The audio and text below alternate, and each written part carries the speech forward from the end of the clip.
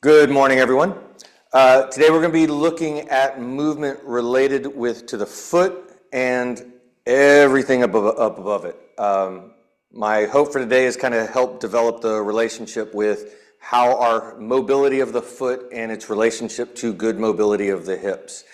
A stiff, immobile foot means that when you're balancing or when you need to have stability, you have very little movement in order to rock, to stabilize for how your hips move up above it. A nice mobile foot gives you more surface area, it's more dynamic. The more mobile the foot is, the bigger the sway that you can have with the upper body. You have more movement of the hips, more movement of the spine, more movement of the shoulders. So a stiff foot, because you can't get that mobility in the hip, means that you're also going to have stiff hips, a stiff spine, and stiff shoulders. So mobility of the body generally starts at the foot in a lot of regards. So that's going to be what we're working on today. We're going to actually start from a standing position and work down to the floor, from standing, half kneeling, laying on our back. We'll do a little bit of shin box in there as well. So let's get started.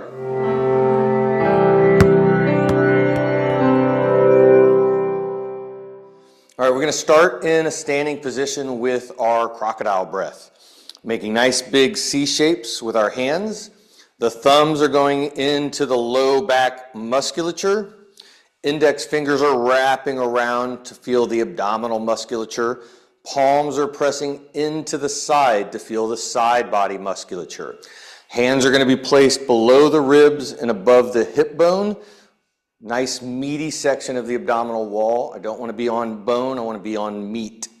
And we're going to get a nice little squeeze, and we're going to do our crocodile or balloon breath. So the idea here is as you inhale, I want to feel the abdominal walls push out on the hands, into the thumbs in the back, index fingers in the front, and out through the side. And I want to try to feel that expansion of that balloon move evenly throughout. So it's not pushing more to the front and not moving into the back as much. We're going to get a good 6 breaths. Nice, slow inhale in through the nose. Exhale is out through the mouth. And as you exhale, allow that belly to draw in order to squeeze that air out. And as you're doing that, clench down on your hands just a little bit to create more resistance for your inhale breath.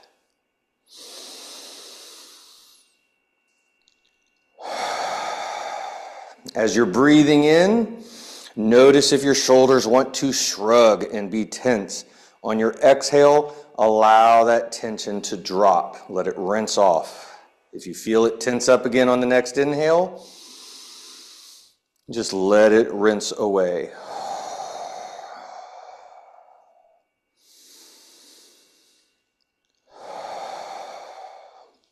Let our hands drop down.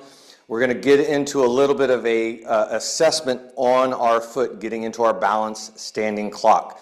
We're going to do this again at the very end of the session. So this is going to be a little bit of a pre-assessment and post-assessment to see, does the foot feel more mobile? Does it open up our balance and stability? So spreading the toes wide as you can, grounding the foot. I want to maintain a tripod foot. Ball of the big toe, ball of the pinky toe, and heel need to remain grounded and in contact with the floor the whole time. So as we're doing our clock, if you find that you go so far that you lose control and your foot is wobbly where your big toe is coming up or your pinky toe is coming up, that means your clock is too big and you need to make it smaller. We're going to start out in a nice single leg stance, spread that foot, ground.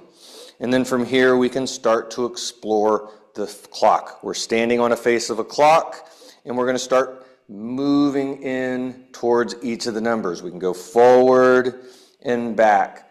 Your knee is allowed to bend in order to help you get to push out the edges of your clock. You can also work side to side. As we go this backside line, I want to reach from behind the hip and allow the hips to turn as much as you comfortably can. and we're going to spend about a minute in our clock. We also have our cardinal angles in our clock, kind of southwest, northwest, east, going all around. Get a good gauge for where your clock is really solid and what particular angles make you lose balance, where you lose your foot. And we're going to do the same thing on the other foot. Nice spread, ball of the foot, single leg balance. Same exploration, working forward, backwards,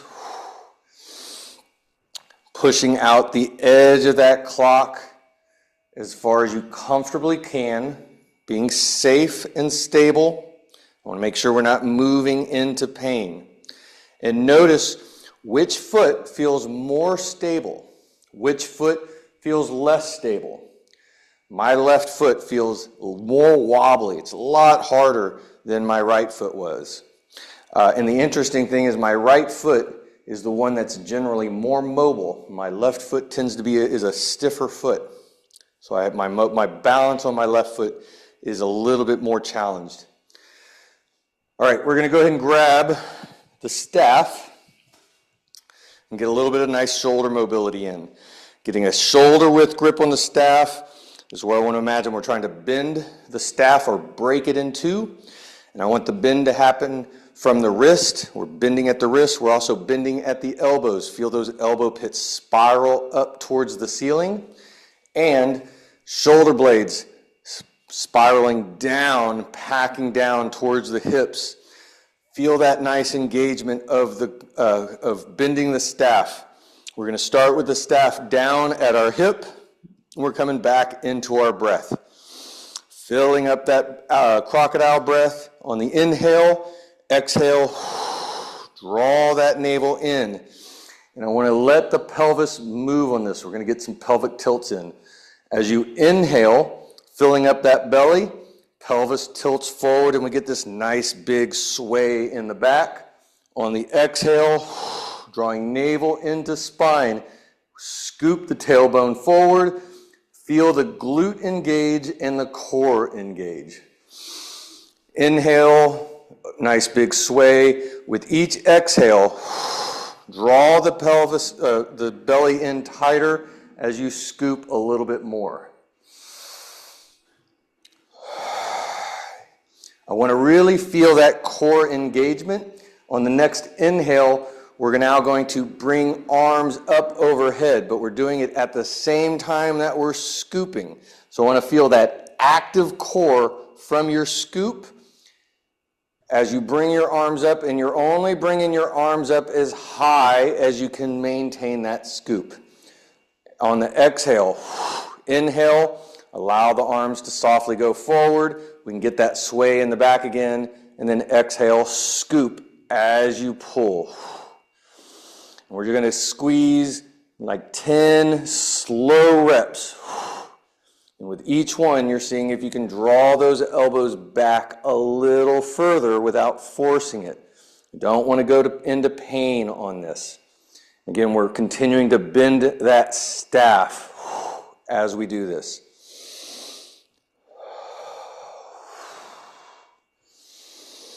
On the 10th one, as you pull those elbows back, keep them back.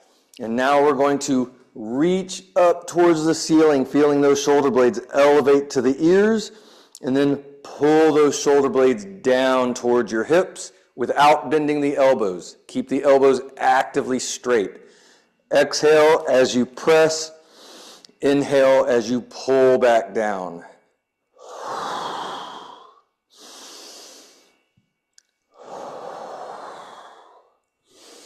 After 10 of these, on the 10th one, as you reach up, we're going to stay elevated, and we're going to come back to scooping on our exhale as we draw those elbows back. With the shoulders elevated, that should open up a little bit more range, so you should be able to get those elbows to pull back a little bit more. But again, I want that active abdominals, active glutes from the scoop of our pelvis as we pull.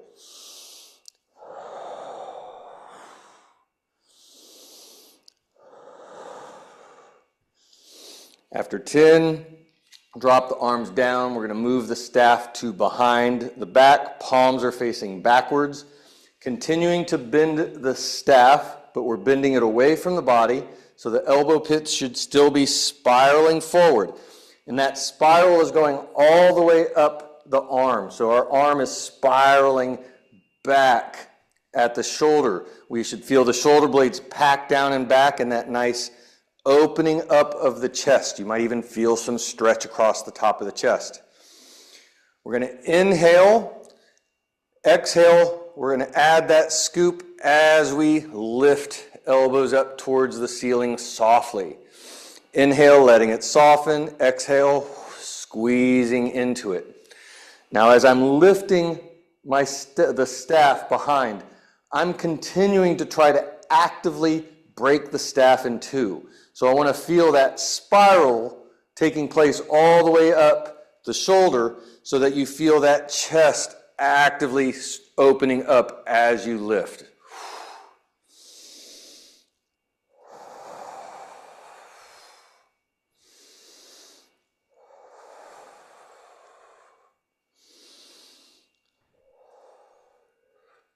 After 10, we're going to flip our palms the opposite direction. So palms are facing forward, but we're still bending the staff away from the body. So I still want to have that open chest feel. Everything else is the same. Inhale, fill up the belly. Exhale, draw that navel in as you lift.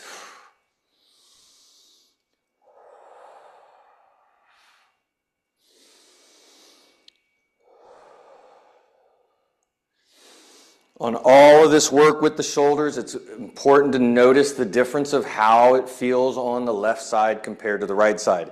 And this last position is a really good one, noticing the front of the shoulders. Do you feel more tension on the right side or the left side as you lift up? That's a good assessment point for some bicep tendon issues. All right, I'm going to set the staff down. And now we're going to get into a little bit of foot mobility. I'm going to do the foot mobility today without using a wedge. Let me show the wedge real quick. We can also do it with the wedge. I will teach the wedge in another class, but the wedge is a great tool for mobilizing the foot. So we're going to take a nice stride forward. We're going to work on the back foot. And actually, I want to take it a little less because I want to keep the back heel down. But a decent stride, actively reach that back heel into the floor, actively straighten that back knee. I want to have your weight relatively even on both feet. So I don't want weight on the front foot. I want it even on both. Feel that heel load down into the floor. We're going to start by softening that back knee and pushing down. Actually, before we push down, I want to have a nice spread tripod foot on that back foot. Really both feet, but we're focusing on the back foot primarily. Spread foot. So as we start to peel the heel off the floor, softening the knee, we are driving down through that entire spread foot. I want to feel pressure through the ball of the big toe all the way out to the ball of the pinky toe. We're going to let it drive as we push the heel as high to the ceiling as we can.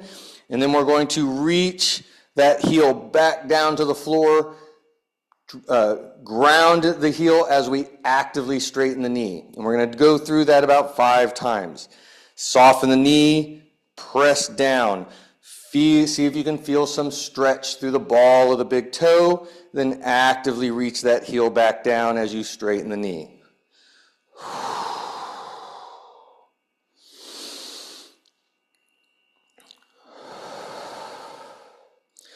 After 5, we're going to add, this one's a little trickier without the wedge.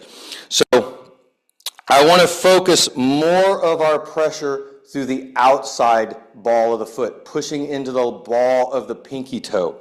So as we push into the floor, we're going to spiral the knee out, and that knee is going to turn out just a little bit. What this will do is it's going to lift us off the ball of the big toe so that we are more predominantly on the outside ball of the foot. This is getting a little bit more mobility into the pinky toe area of the foot. Everything else is the same. Actively reach the heel down, actively straighten that knee. As you soften the knee, spiral that knee out so that you're pressing more into the outside ball of the foot. And then as you reach that heel back down, actively straighten the knee. Can you feel a little mobility work into that outside toe? And then the last thing we're going to do here is we're going to come up into that bent knee, heel pushed up to the ceiling, and we're going to roll that knee from out to in so that we're going from the ball of the big toe all the way out to the ball of the pinky toe and going back and forth. And just kind of feeling through all those toes, noticing if there's any tightness, tension. Can you kind of, it's almost like you're grooving it out. You're smoothing out those toes a little bit. And then we can switch feet, and we can do the same thing on the other side. So getting into our nice stride, heel is actively pushing down into the floor. Knee is actively straight. We're going to let that knee soften. We'll spread the toes first. Nice spread, grounded foot. Soften the knee as you drive down into the ball of the foot, pushing the heel up to the ceiling, and then reaching that heel back down, actively straightening the knee.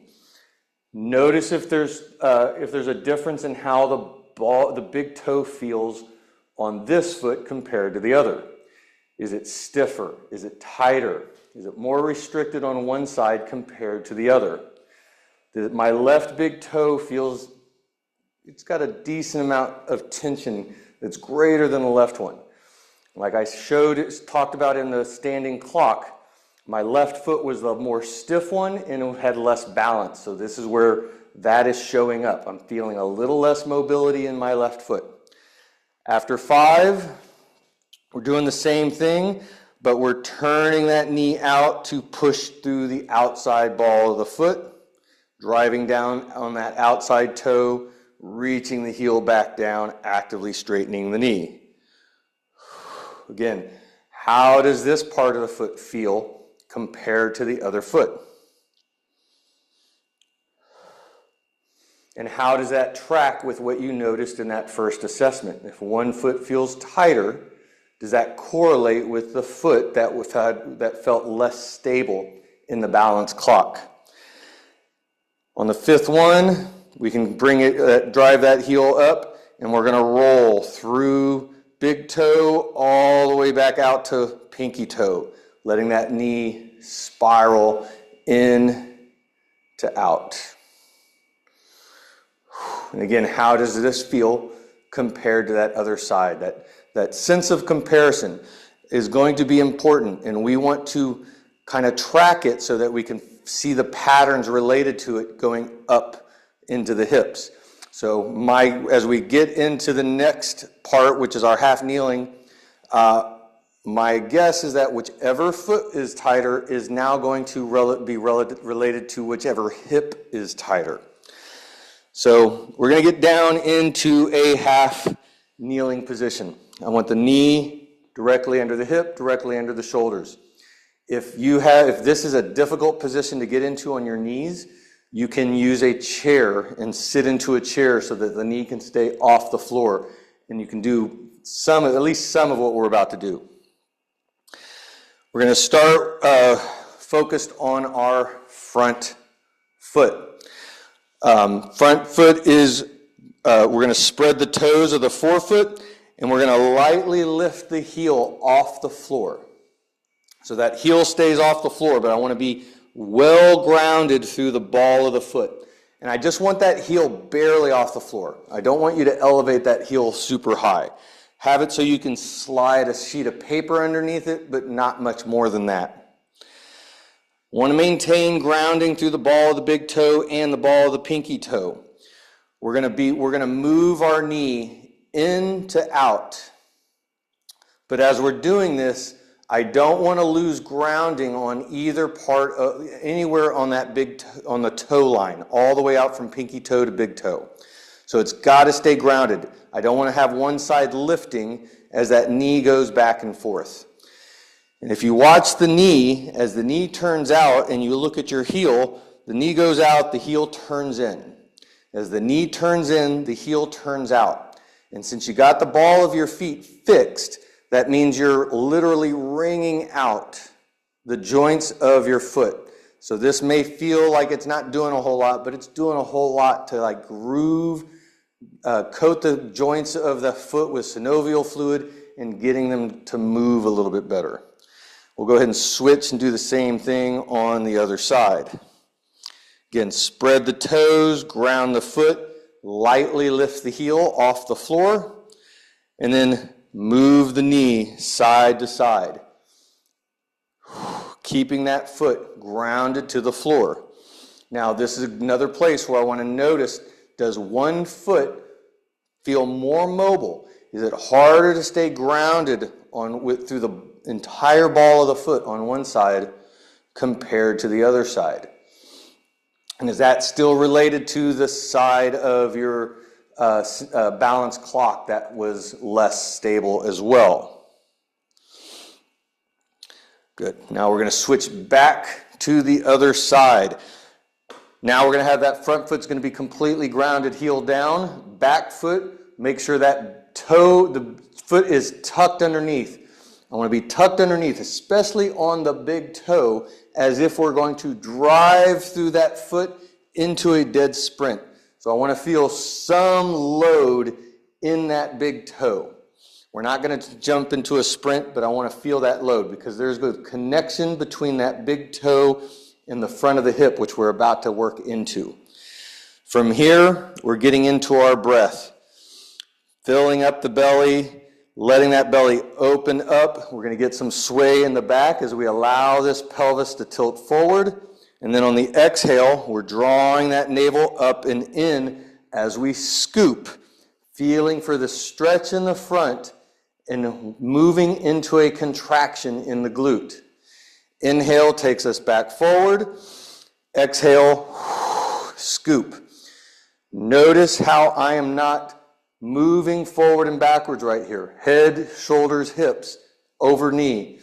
My inhale sways my back, my exhale scoops, but I'm not shifting my body just yet. I want to see if we can feel that stretch in the front. Can we feel that glute engagement in the rear? Then we're going to switch and do the same thing on the other side. So again, big toe loaded underneath in the back. Spread foot grounded in the front. Head, shoulders, hips over knee. Inhale into that belly, getting a nice big sway in the back as the pelvis tilts forward. Exhale.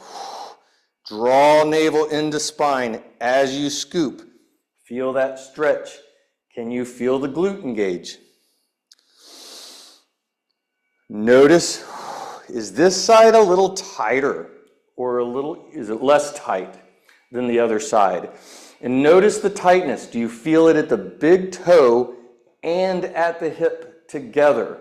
This is a big assessment point because your big toe and the anterior hip, your hip flexors, are paired together in your gait.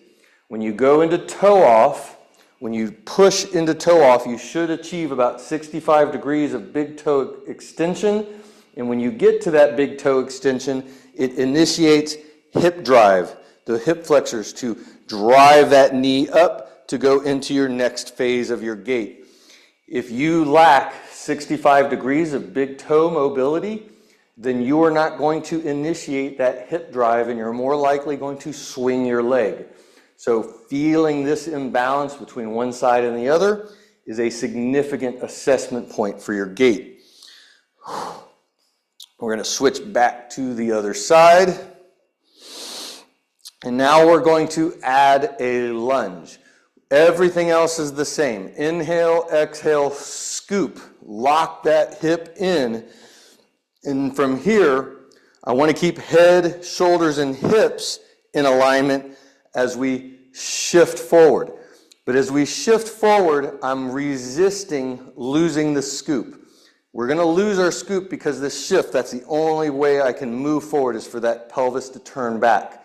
But I want to try to resist it as I do so. So I'm actively holding my scoop as I exhale.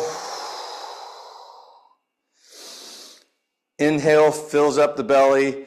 Exhale, lock that hip in, and then nice slow lunge to draw that stretch out.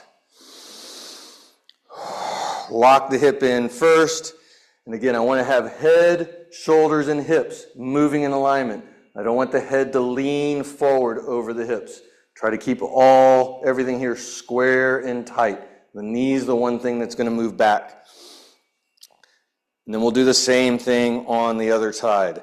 And again, I want to assess here. How much different is this side? Scooping into it, locking into that hip, and then nice slow drag forward. Inhale as you come back. Exhale, lock that hip in and lunge. My left big toe and the front of my left hip are noticeably tighter on this side. I'm also noticing that I don't get quite as big of a glute engagement. A little bit better on that one. So I'm really trying to scoop into it as much as I can so that I can feel my glute get active.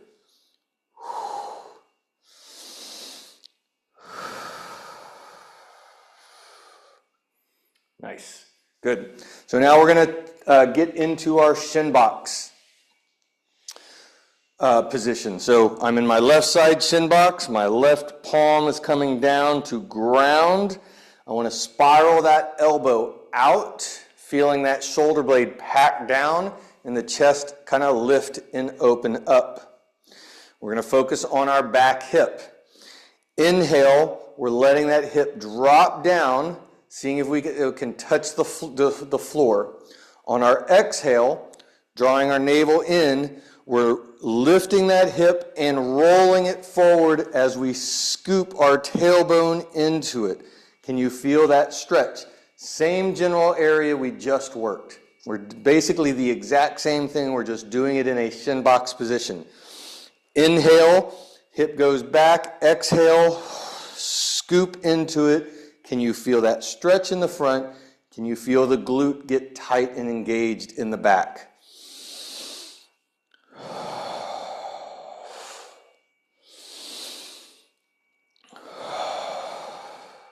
Then we can slowly transition across to the other side, and we're going to do the same thing. Grounded palm, spiraled elbow, packed shoulder, lifted open chest. Inhale, let that back hip drop towards the floor.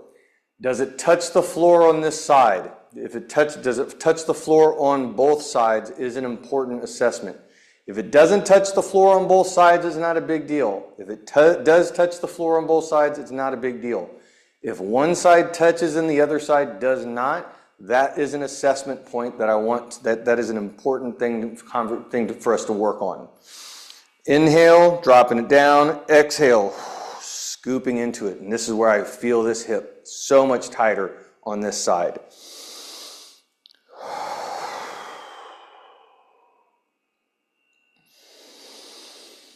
Nice slow inhale, nice slow exhale as you scoop into it.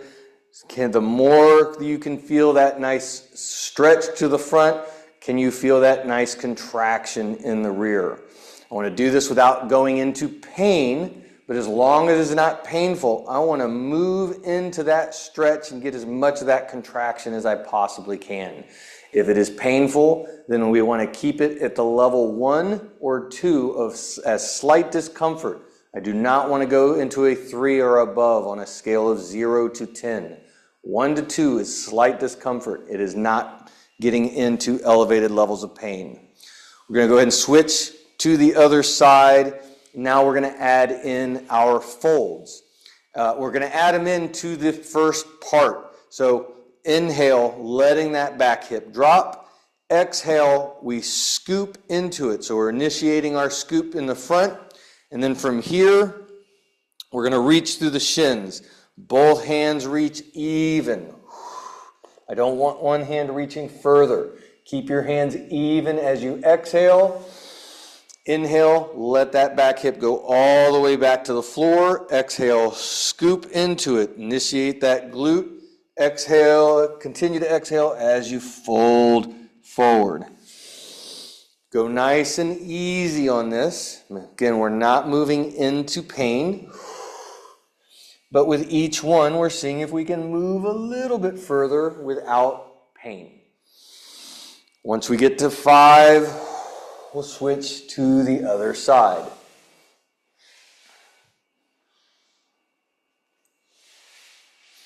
An exact same thing. Inhale, let that back hip drop it back towards the floor. Exhale, scoops forward as we fold. Notice if this side feels tighter.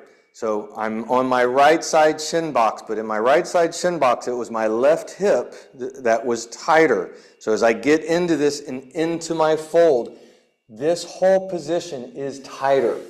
And the interesting thing is we're stretching 2 areas at the same time because we're initiating this scoop. We're getting stretch in the front of this back hip. And then we're getting into our fold, which is going to get some stretch and length in the glute. This is going to be an area where we can notice patterns. My left foot is tight. My left hip is tight through the front region, anterior hip, which is related to that foot being tight. And the opposite glute is tight. So there's a relationship in this, and I'm going to get up to share this one. Left hip, when we take a step forward, is getting a stretch. We're loading into our front leg, which is a stretch on the glute. So if my left hip is tight, I'm not going to be able to go far enough to get the stretch in my glute, and it's going to make my glute tight as well. So this turns into a pattern that moves from one side of the body to the other side of the body, and then it has relationships that go up into the shoulders as well. We're going to go ahead and switch back to the other side. We're going to do a little bit of side to side here, continuing to let that back hip drop. Exhale as it scoops, and then we get into our fold. And then we bring it all the way to the other side. Inhale at the bottom, exhale, scoop as we fold. And we're just going to do 5 of these going back and forth.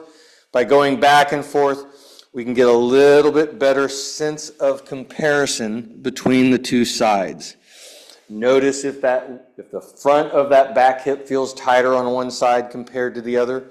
Notice if the back of the front hip, that glute area, feels tighter on one side or the other. And how do those relate going down to what you're already feeling in your feet?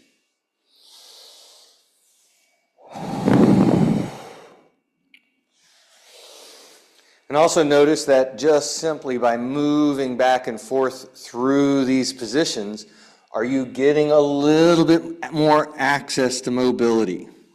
And is it a little bit more balanced between both sides? Ultimately, that is our goal. All right, last part of our shin box. We're going to work shin box to knees. Now, shin box to knees, if you have sensitive knees, it can be painful because we're going to be going from the floor up to our knees, and there can be a little grindage in there if you have some issues in the knees. So we're going to start this with using our hands. Got one hand in the back, other hand in the front, and I'm really picking myself up by pushing through the hands just to groove up to the knees to make sure it is not painful. If it is painful, then I'm going to say, please skip this part. From here, we're going to use our hands to get back down because I want to groove both directions. We're going to go all the way across to the other side because I want to assess both sides before we get started on this movement.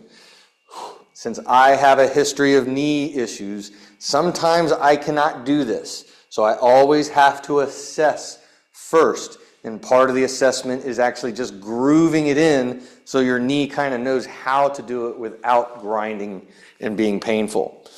So if you're able to do this without pain, now we're going to drive through both knees, pushing down to lift the hips up.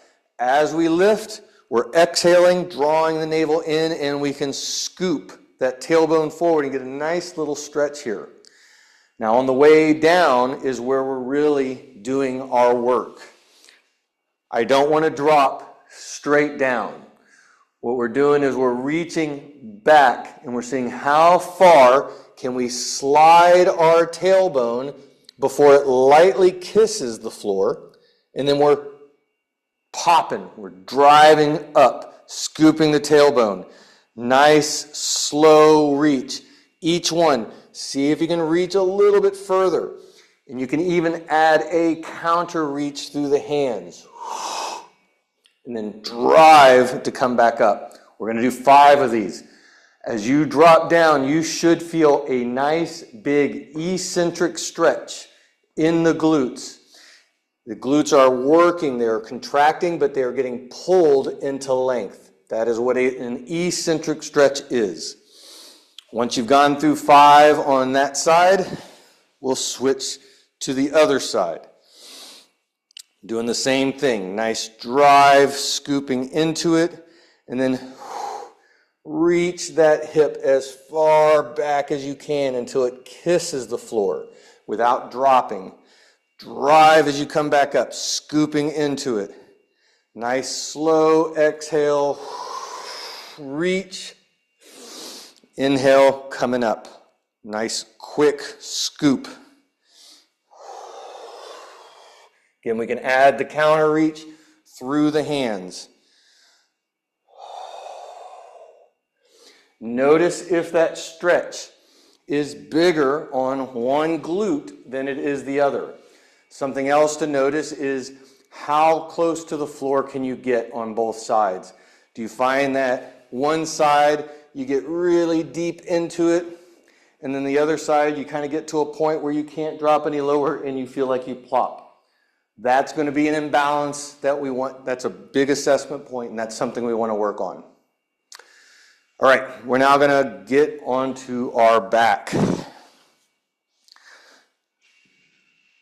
So laying on back, we're going to bring feet off the floor. Knees are going to be roughly 90 degrees. Hips are less than 90 degrees. So we're pulling the knees in towards the chest so that you can feel your low back flatten to the floor. Arms are going to come straight out to the side with the palms up. This is where I want to imagine we're laying in a bed of sand and we're trying to make a nice imprint of our entire upper back and arms all the way out to fingers. We're going to press into the sand, and then I do not want to smear our imprint in the sand. So we got to be really well fixed through our upper body.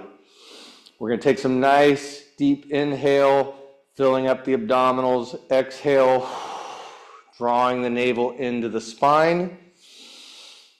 On the next inhale, as you exhale, allow a hip to lift as it rolls towards one side. But again, we're only going as far as we can, keeping the shoulder imprints in the sand.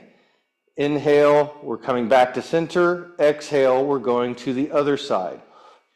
Keep the range of motion small to start with so that you can really get a good sense of controlling that imprint in the sand. The imprint of the sand is more important than how far you go. And then as we go back and forth a few times, you can slowly start to squeeze a little bit more range if you're able to, without feeling those shoulders slide around or lift off the floor. The more engaged you are in those shoulders pressing down into the floor, this is actually becoming a nice core integrated exercise, engaging your posterior core through the shoulders while you're applying some rotational core work through your obliques and abs. And this should feel good and juicy as we're going back and forth. Notice if one side is tighter. Notice if you go farther or less far on one side or the other. I have a little bit more tension in the right side of my low back when I move towards my left side. Moving towards my right feels nice and opened up. We'll go ahead and let our feet come back down to the floor.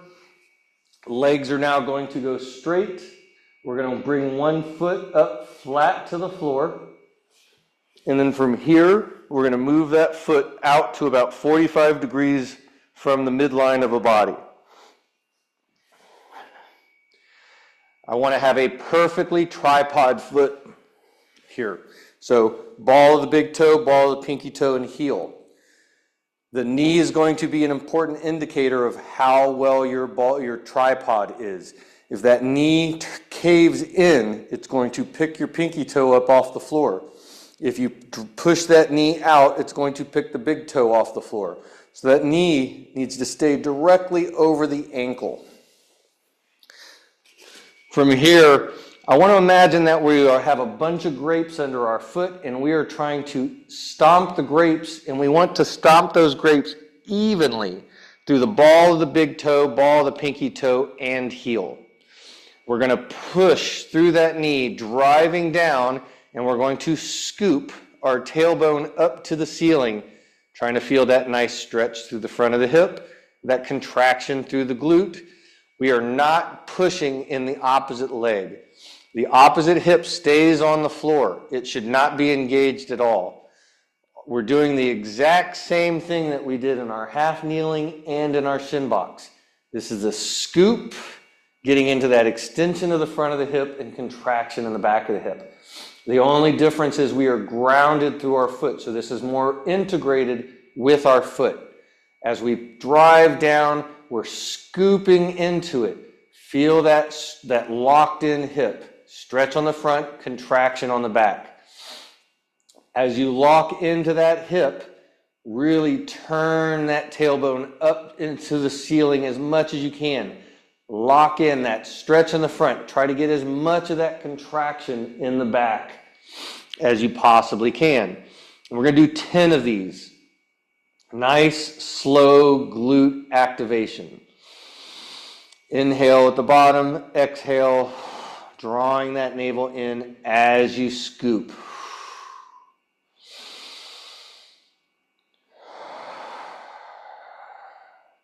And then we're going to switch and do the same thing on the other side. So again, foot comes flat, moving it out to about 45 degrees from the midline, making sure you have a nice tripod foot.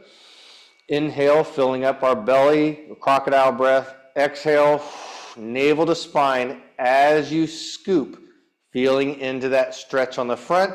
Can you feel the contraction in the rear? And again, with each one, we're trying to squeeze into it a little bit more. Again, no activation through the opposite leg. The opposite leg should be completely soft. That hip should just be resting on the floor. If you feel tension in that opposite hip, at the bottom, take a breath. You might need to shake it out and let it go. And as you exhale, focus only on the one side. Can you get that activation through one side without activating the opposite side?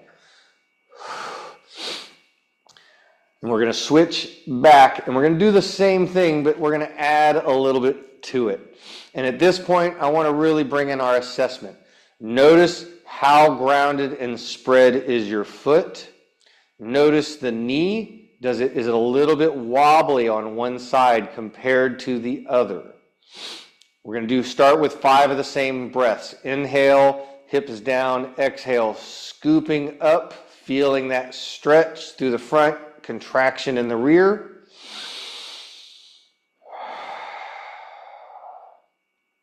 And then on the 5th one, we're going to add another layer to it. The opposite arm, we can let that arm come up overhead. And the same side arm, as you scoop, lock that hip in. Keep that hip locked in. You're going to let your head lift, shoulders going to reach straight across through your chest. Inhale, you're bringing it all the way back down. Now, as I drive down, locking into this hip and reach across the body, it's going to feel like we want to take our weight off of that foot in order to roll. But I don't want that. I want to stomp even harder and crush those grapes as you're reaching across. The more you can engage that foot and drive down as you're reaching across is going to help wring out your low back a little bit. And again, I want to make sure that knee is staying over the heel as I reach. I don't want that knee caving in because it means we're losing contact with the ball of the pinky toe. So that knee has to stay driving straight down as you reach. I'm only concerned with reaching as far as I can maintain that foot and hip. Then we're going to do the same thing on the other side. So foot comes flat out to 45 degrees, spread foot.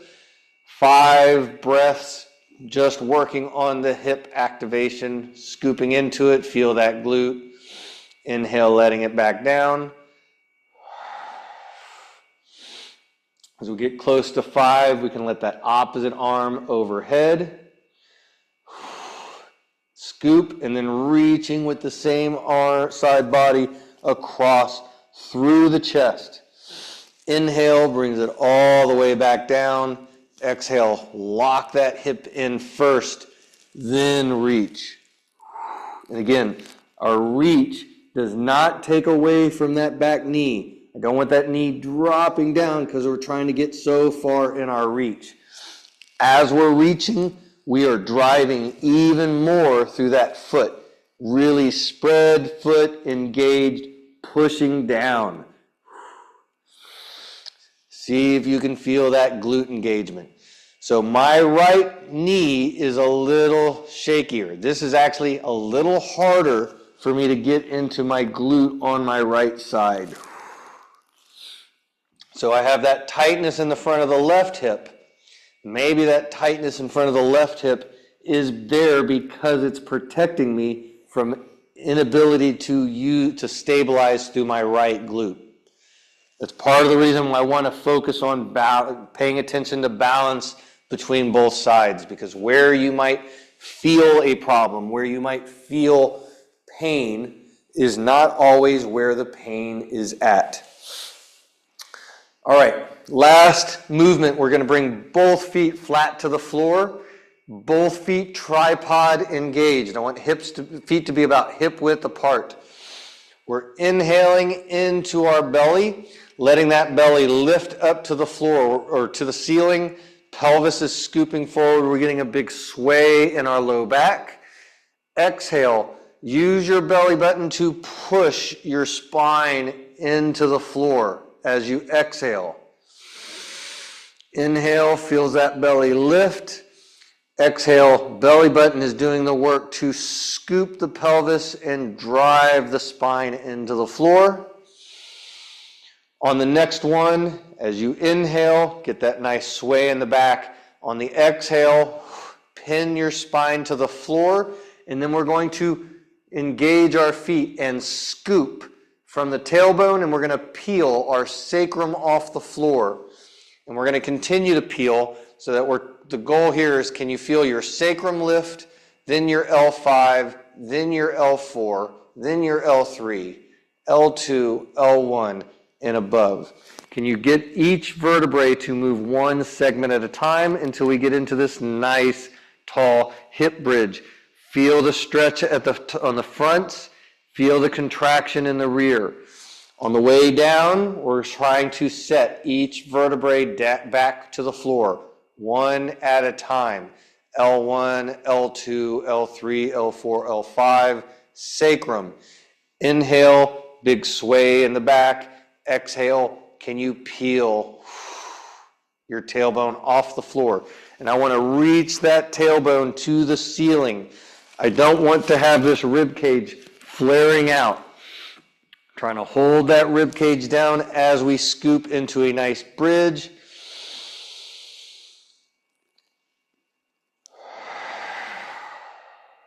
Can you feel that even engagement through both feet? And then the last part of this is on the next exhale. As you get to the top, we're going to stay at the top. We're going to bring back our breath, inhaling, filling up the belly, allow the pelvis to tilt forward so we get that same sway in the back. Exhale, draw the navel in and scoop into it. And when our inhale, our pelvis is tilting forward and back, but I don't want our hips to drop. I want to maintain elevation so we have the same drive through our feet. But inhale to exhale, we're getting this nice pelvic tilt. And on the exhale, really work on scooping into it. Start to feel those glutes fire up and engage for a good 6 breaths.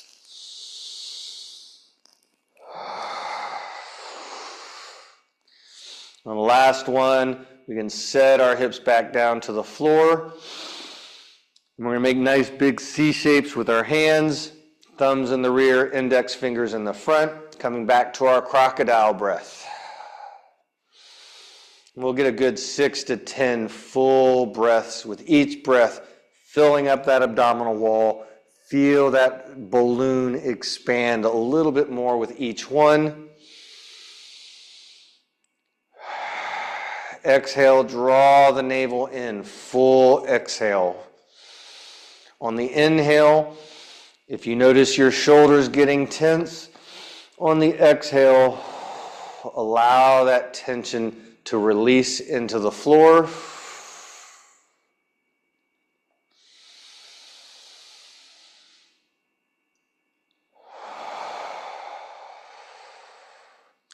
We can then let our arms drop to the side. We can bring that breath now up into the ribs and into the chest. Same balloon idea. Feel that expansion through the front, sides, upper back. Exhale, letting any tension relax to the floor. Inhale, bring that breath up into the shoulders and into the neck. We're breathing into tension and then letting that tension rinse away. And this last little bit, you can take a little bit of a scan of your body related to your breath and just notice, are there any areas of that inhale or exhale where you feel tightness, tension, density, inability for movement of that breath?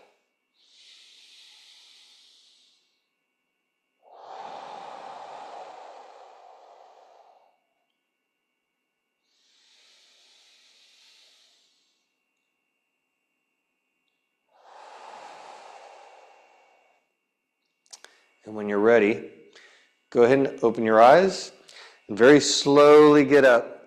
We did a lot of good deep breath work. Want to make sure you're not dizzy or lightheaded. So come up to a seated position first before you come up to a standing position to make sure that you are safe.